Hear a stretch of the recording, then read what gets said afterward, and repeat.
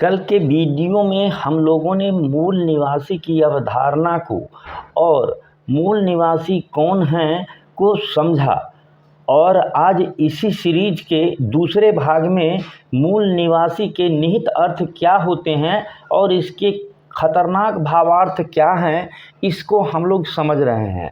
यह वीडियो मुझे इसलिए बनाना पड़ा है कि भारत की बहुसंख्यक आबादी दिग्भ्रमित है और अपना समय, संसाधन, ऊर्जा, धन, जवानी, वैचारिकी सभी इसमें बिना मतलब का उलझाए हुए हैं, बर्बाद कर रहे हैं, जबकि यह वैज्ञानिक अवधारणा भारत के संदर्भ में है ही नहीं। मैं पहले भी बता चुका हूँ कि भारत में मूल निवासी अंडमान निकोबार के 5 जनजाति और अरुणाचल प्रदेश के 2 जनजाति ही 50,000 साल पहले भारत आए हैं और अपनी संस्कृति और जेनेटिक जो है जीनीय संरचना को यथा स्थिति में बहुत हद तक बनाए हुए हैं।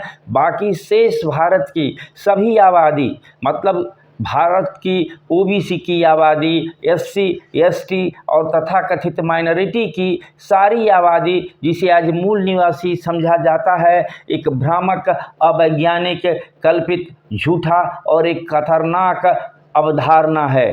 तो हम आगे बढ़ रहे हैं कि मूल निवासी के अवधारणा का निहित अर्थ अर्थात इम्प्लाइड मीनिंग क्या क्या हो सकता है।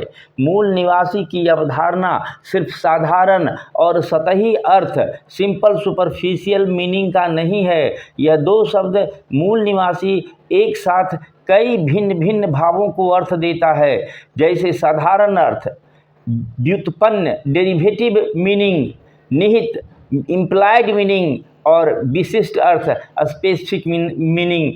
अब हम लोग उपरोक्त शर्तों या आधारों पर मूल निवासी और इसके सापेक्ष विदेशी प्रवासी माइग्रेंट की अवधारणा का विश्लेषण करते हुए समझ रहे हैं। तो अब इसमें है कि पहला, मूल निवासी किसी क्षेत्र विशेष में जहाँ के वे मूल निवासी माने जाते हैं या जाने जाते हैं वहीं उत्पन्न हुए हैं, अर्थात ये मूल निवासी किसी दूसरे स्थान से आकर यहाँ नहीं बसे हैं। तो इस तरह जो मूल निवासी हुए ये उत्पत्ति के आधार पर मूल निवासी हुए। मैं पहले ही बता चुका हूँ कि हम लोग होमो सेपियंस जो हैं, जिसके हम लोग वंशज हैं, सभी एक ही मानव समूह से अफ्रीका में उत्पन्न हुए हैं और उत्पत्ति के आधार पर भारत में कोई मूल निवासी नहीं है।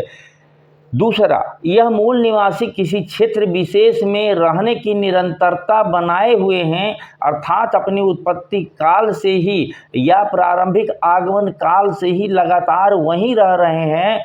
मतलब ये किसी खास क्षेत्र में सबसे पहले आए और अभी तक रह रहे हैं। इस तरह निरंतरता के आधार पर मूल निवासी हुए। तो इसके आधार पर सभी भारत की आबादी 100% आबादी 0.1% भले कोई बाहर के हों, लेकिन सारी की सारी आबादी मूल निवासी ही है। तो इसके सापेक्ष कोई विदेशी निवासी नहीं है। और यदि ये सारे विदेशी निवासी हैं, चूँकि उत्पत्ति ही बाहर से हुई थी, तो भारत में कोई मूल निवासी नहीं है। तीसरा अर्थ, इसके साथ ही कोई मूल निवासी अपनी जीनीय जेनेटिक स्ट्रक्चर में और शारीरिक संरचना फिजिकल स्ट्रक्चर में अभी तक अप्रभावित है। मतलब जैसा शुरू में था वैसा ही यथा स्थिति में अभी भी हुआ है। मतलब इस निरंतरता के अवधि में उनमें कोई जीनीय और शारीरिक, जेनेटिक और सोमैटिक मतलब फिजिकल कोई उत्परिवर्तन म्यूटेशन नहीं हुआ है, कोई चेंज परिवर्तन नहीं हुआ है, कोई रूपांतरण ट्रांसफॉर्मेशन नहीं हुआ है। इनके जीनीय पूल में, जेनेटिक पूल में कोई अंतर नहीं हुआ है, जो इतने लंबे समय के कारण संभव ही नहीं है। प्रकृति का नियम परिवर्तन ही प्रकृति का स्थायी नियम है, सभी चीज़ों में परिवर्तन होता रहता है। इस तरह इनमें जो है जीनीय और शारीरिक परिवर्तन होते रहे हैं। मतलब इस आधार पर कोई भी मूल निवासी या विदेशी होने का अपना जीनीय और शारीरिक संरचना में निरंतरता बनाए नहीं रह सकता है। मूल निवासी का एक और निहित अर्थ यह भी हुआ कि इसके सापेक्ष में जो है मतलब विदेशी है, उनमें भी कोई जीनीय और शारीरिक संरचना में अभी तक कोई प्रभाव नहीं पड़ा है। मतलब जिस तरह से मूल निवासी अपने गुणों में आज भी स्थिरता और यथावत बनाए हुए हैं, उसी तरह से उनका भी गुण में कोई जीनीय मिलावट नहीं हुआ है और उनके किसी गुणों में कोई कमी या बढ़ोतरी नहीं हुआ है। यह जो अवधारणा है यह प्राकृतिक नियमों के विरुद्ध जाता है। इसीलिए ऐसा मानना मूल निवासी और इसके सापेक्ष विदेशियों के साथ गलत है। इसी ऐतिहासिक गुणवत्ता और शुद्धता के नाम पर कोई आज शासक होने का दावा कर रहे हैं, क्योंकि ये तथाकथित विदेशियों में शासक का गुण सदैव रहा है जैसा वे दावा करते हैं। इस तरह ये मूल निवासी के सापेक्ष विदेशी शासकीय गुणों से युक्त विशेषाधिकार इतिहास जो अभी तक चला रहा है उसके अनुसार उनके पास विशेषाधिकार था, जैसा अंग्रेज भी मानते हैं। हम जो मूल निवासी के समर्थक हैं वो भी मानते हैं कि मतलब मूल निवासी के पास शासकीय गुण कभी रहा ही नहीं है और विदेशियों के प्रति विदेशियों में शासकीय गुण सदैव रहा है। ऐसा मूल निवासी की अवधारणा को सही मानने वाले को भी इस निष्कर्ष पर मानना पड़ता है। अगला जो है पांचवा, अपने वर्तमान निवास क्षेत्र में रहने के बाद आने वाले समुदाय मतलब विदेशी समुदाय और वहाँ के रहने वाले जो मूल निवासी समुदाय हैं उनका जेनेटिक और शारीरिक मतलब जीनोटाइप और फिनोटाइप बनावट में कोई बदलाव नहीं हुआ है। मतलब इनका कोई हाइब्रिडाइजेशन नहीं हुआ है और यह संभव ही नहीं कभी हुआ, क्योंकि ये जो आप देखेंगे पहले भी मैं बता चुका हूँ कि आक्रमण के समय से ही जो फ्रंट पर होते हैं वो पुरुष होते हैं और वो युवा होते हैं और वो अपनी शारीरिक जो उनकी आवश्यकता होती है, इसीलिए आक्रमण के साथ ही जो जिस पर वो आक्रमण करते हैं उनके साथ सेक्सुअल संबंध होते हैं, यौन संबंध बनते हैं और वहीं से संकरण मिलावट जीनों में होना शुरू हो जाता है। आज तक जितने भी जेनेटिक स्टडी हुए हैं उसमें चूँकि जीनों का जो प्रॉपर्टी है, जीन बनाने वाले ही की संख्या सेल में 20 से 25 हज़ार है। मतलब जीन बनाने वालों की संख्या ही 20 से 25 हज़ार है, तो स्पेसिफिक जीनों की संख्या करोड़ों अरबों में है। तो जिनको जो गुण मिलाना होता है उस 5 गुण को निकाल लेते हैं और जिनको डिफरेंस दिखाना होता है वो 85 गुण निकाल करके वो मिला देते हैं। तो इस तरह से इस बात को आप समझें। इस मान्यता के अनुसार मतलब मूल निवासी और विदेशी मान्यता के अनुसार विभिन्न वर्गों और समूहों के पुरुषों और महिलाओं को एक ही क्षेत्राधिकार में शासक और शासित होते हुए भी एक ही समय की लंबी अवधि में एक साथ रहते हुए कभी हाइब्रिडाइजेशन नहीं हुआ है, कभी लैंगिक संकरण नहीं हुआ है। यह कहानी की शुरुआत सभ्यता और संस्कृति से ही बताई जाती है, लेकिन वैश्विक स्तर के अध्ययन और मानवीय मनोविज्ञान ऐसा मान लेने को असंभव मानता है, अनऐतिहासिक मानता है, अप्राकृतिक मानता है। साधारणतया सभी आक्रांता मैं पहले भी बता चुका हूँ पुरुष और युवा होते हैं। सदैव पराजित समूह के महिलाओं के साथ शारीरिक भूख की जो आवश्यकताएं सहज और स्वाभाविक जो प्रवृत्ति होती है उसी को संतुष्ट करता रहा। यह मानवीय इतिहास की सामान्य परंपरा है। पराजित वर्ग की महिलाओं का विजेता वर्ग की पुरुषों से संकरण हो जाना मानव की मूल सहज और स्वाभाविक प्रवृत्ति है। इस तरह विदेशियों के आते ही मूल निवासियों की शुद्धता समाप्त होने लगी और इसी तरह तथाकथित विदेशियों की शुद्धता भी नहीं रही। मूल निवासी की अवधारणा अपने शुरुआती दिनों से ही ध्वस्त होने लगती है जब वे मानते हैं कि किसी विदेशियों का उन पर आक्रमण हुआ है। चूँकि जेनेटिकली ये जो सभी शरीर के जो जेनेटिक होते हैं वो तो मानव का चिंपैंजी से 99.99% मिलता है।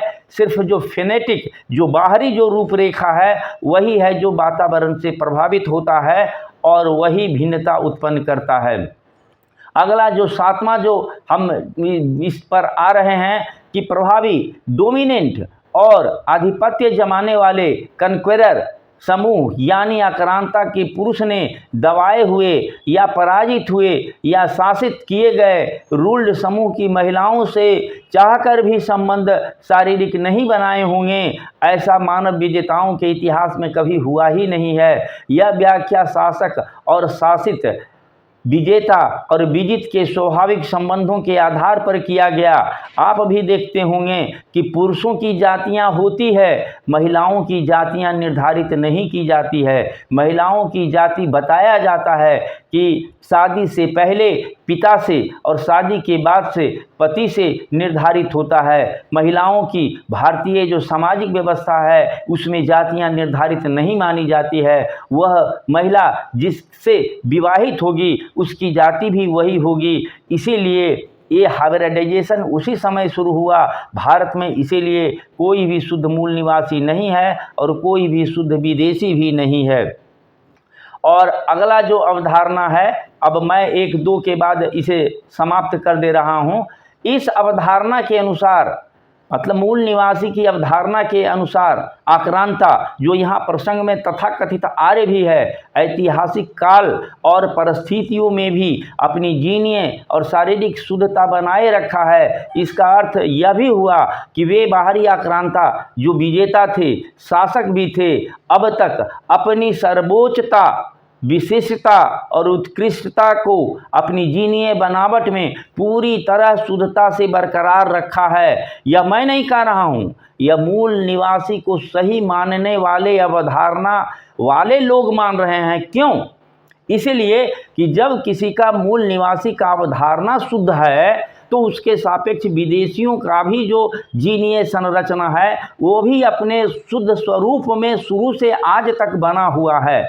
मतलब कि जो आक्रांता, जो विजेता थे और शासक भी थे, उनका जीनीय जो संरचना है जिससे भी अपनी सर्वोच्चता बनाए थे, अपनी विशिष्टता और उत्कृष्टता को पाया था, उनकी वो सर्वोच्चता, विशिष्टता और उत्कृष्टता की जो जीनीय बनावट है अपनी पूरी शुद्धता से आज भी बरकरार है। इसीलिए उनका भी यही मानना है जो मूल निवासी मानते हैं कि मेरी जीनीय संरचना इंटैक्ट बचा हुआ है। मतलब कि उन विदेशियों की भी जीनीय संरचना इंटैक्ट बचा हुआ है, ऐसा मूल निवासी की अवधारणा को मानने वाले मानते हैं। इसीलिए वे मानते हैं कि जो आक्रमणकारी थे, जो विदेशी थे, जो शासक थे, उनका जीनीय सर्वोच्चता, विशिष्टता और उत्कृष्टता आज भी अपनी पूरी जीनीय बनावट के साथ मौजूद है। तब क्या दिक्कत है जब उनका शुद्धता ही है और आपका निकृष्टता ही है? तो आप इसमें आंदोलन चलाने का और इसके विरुद्ध कोई बात सोचने की क्या ज़रूरत है? मैं ये तीखा टिप्पणी कर रहा हूँ। इनकी अपनी विशिष्ट संस्कृति की सर्वोपरिता, हाईएस्ट प्लेस, मतलब इस अवधारणा के अनुसार आज भी यथावत और अक्षुण्ण है। यही तो वे विदेशी आज भी साबित करना चाहते हैं और इसी आधार पर वे आज भी अपनी सर्वोच्चता, विशिष्टता और उत्कृष्टता का दावा करते हैं और इसी आधार पर वो आज भी शासक होने का दावा कर रहे हैं। तो फिर मूल निवासी वालों को क्या आपत्ति है? ये बात मूल निवासी वाले हमेशा ध्यान रखें कि जाति और वर्ण किसी व्यक्ति विशेष या व्यक्ति समूह के कारण नहीं बना है। ये अर्थव्यवस्था, ये भारतीय अर्थव्यवस्था के स्टैग्नेंट, जड़ हो जाने के कारण पेशा स्थिर हो गया और उसके कारण जो है पेशा जातियों में बदल गया। एक बात और ध्यान दें कि जातियों में जो जेनेटिक, जीनीय भिन्नता है वह जेनेटिक ड्रिफ्ट और जेनेटिक फ्लो के कारण होता है।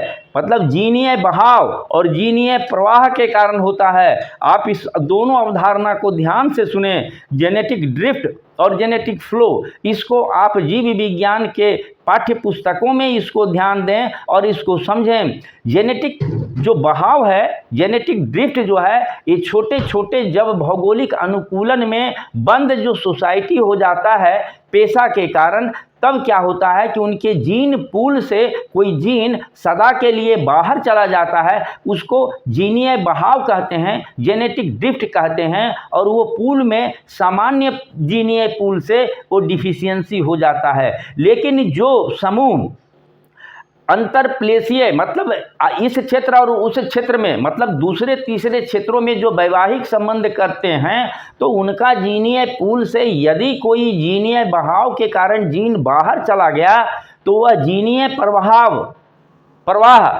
प्रवाह मतलब जेनेटिक फ्लो के कारण वो उस जीन पूल में वापस आ जाता है और उनमें जो है सामान्य से विविधता कम होती है। इस बात को आप ध्यान दें, रिमाइंड करके सुने कि जीनीय प्रवाह और जीनीय बहाव के कारण ही जीनों में जातियों में जो डिफरेंस होता है, ये कोई ऐतिहासिक लंबी परंपरा का प्रभाव नहीं है।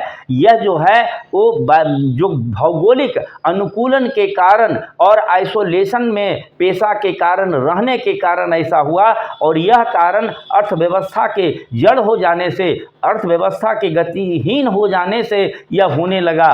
तो अंतिम जो इसका जो अंत है, इसको मैं बता देता हूं कि जाति व्यवस्था के तथाकथित अवर्ण यानी तथाकथित छोटी जातियों के कार्य क्षमता और योग्यता, इनकी काम करने की जीनीय शुद्धता इस मूल निवासी की अवधारणा के अनुसार 1000 वर्षों से यथावत बना हुआ है। मतलब ये 1000 वर्षों से अपनी जीनीय शुद्धता कायम रखे हुए हैं, मतलब अपने पेशा के अनुसार ये काम करने की जो इनकी जीनीय विशिष्टता और योग्यता है उसको बरकरार रखे हुए हैं। तो क्या दिक्कत है, आप अभी भी अपने समाज और राष्ट्र को अपनी जीनीय गुणवत्ता के आधार पर ही काम करें। यह भी एक कटाक्ष है।